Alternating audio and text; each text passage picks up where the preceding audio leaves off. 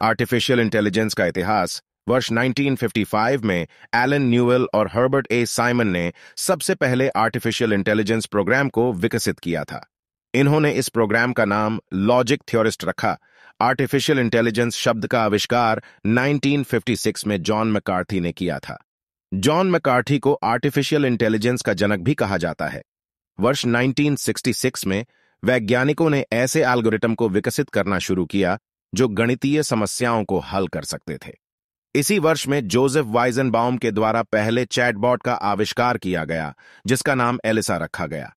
वर्ष 1972 में जापान के द्वारा पहला बुद्धिमान ह्यूमनॉइड रोबोट बनाया गया, जिसका नाम वेबॉट 1 था। वर्ष 1980 में आर्टिफिशियल इंटेलिजेंस एक्सपर्ट सिस्टम के साथ आया। एक्सपर्ट सिस्टम इंसान की तरह सोचने और निर्णय लेने में सक्षम था।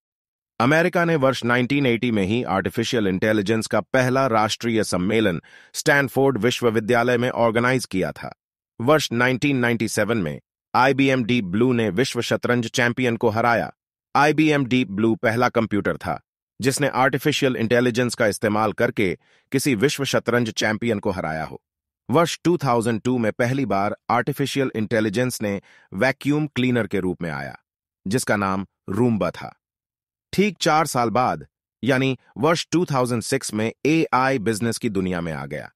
फेसबुक, ट्विटर और नेटफ्लिक्स जैसी बड़ी कंपनियों के आर्टिफिशियल इंटेलिजेंस का उपयोग करना शुरू कर दिया। वर्ष 2011 तक AI तकनीक काफी एडवांस और मॉडर्न हो चुकी थी, क्योंकि इस समय वह पहेलियों को सुलझाने और कठिन समस्याओं को समझने में समर्थ हो चुकी थी। इसके अलावा आर्टिफिशियल इंटेलिजेंस मुश्किल सवालों को जल्दी हल करने में सक्षम हो चुका था। वर्ष 2012 में गूगल ने गूगल नाउ नाम के ऐप को विकसित किया, जो यूजर को भविष्यवाणी के रूप में जानकारी दे सकता था। वर्ष 2014 में AI तकनीक के माध्यम से चैटबॉट को डेवलप किया गया, जो लोगों की समस्याओं को सुनकर उनका समाधान करते थे। वर्ष 2020 में बाइडू ने लिनियर फोल्ड AI एल्गोरिथम को रिलीज किया। इस एल्गोरिथम का इस्तेमाल कोरोना की वैक्सीन बनाने के लिए किया गया। वर्ष 2022 में ChatGPT ने तहलका मचा दिया। ChatGPT का इस्तेमाल करके हम बहुत सारे काम आसानी से कर सकते हैं।